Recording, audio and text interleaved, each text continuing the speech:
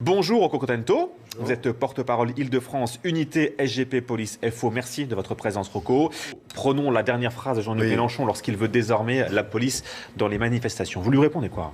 C'est une sorte de marronnier chez M. Mélenchon, puisque déjà, pour une personne qui nous traite de barbares, on n'est pas étonné. Je lui réponds que l'année dernière, on a eu 20 000 policiers blessés dans les manifestations. Imaginons une seconde que ces policiers-là soient désarmés. On aura combien? 50 000 blessés avec des centaines de morts? Non, c'est pas du tout. Je pense que M. Mélenchon est complètement déconnecté des réalités des manifestations, du terrain.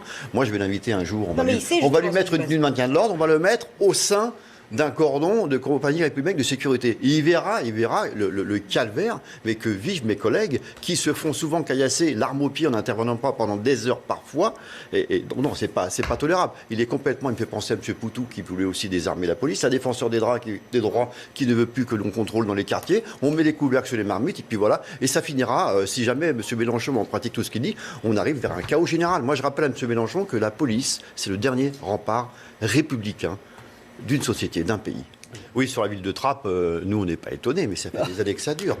Trappes, c'est une municipalité qui a veillé dans 70 ans de gestion communiste, avec un chômage de masse, un ascenseur social qui est resté au sous-sol. Tout ça, ça a généré malheureusement de l'islamisme radical qui a gangréné cette ville-là. Et tous les élus ont été démissionnaires. Pourquoi?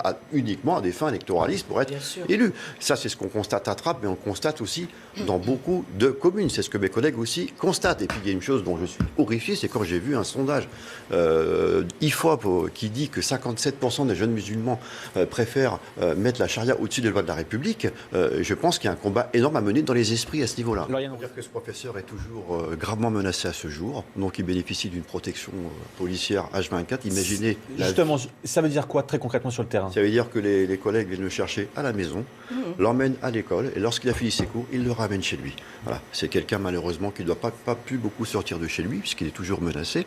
Et pour un professeur qui dit les choses, il est courageux. Il doit être soutenu. Je ne comprends pas que le préfet des Yvelines ne le soutienne pas, par exemple. Mais pour un professeur qui dit les choses, il y en a d'autres qui ne disent pas. Vous savez, moi j'ai un ami qui est professeur qui m'explique qu'en cours d'histoire, c'est compliqué même pour lui, parfois, lorsqu'il développe les théories de l'évolution, du darwinisme, etc.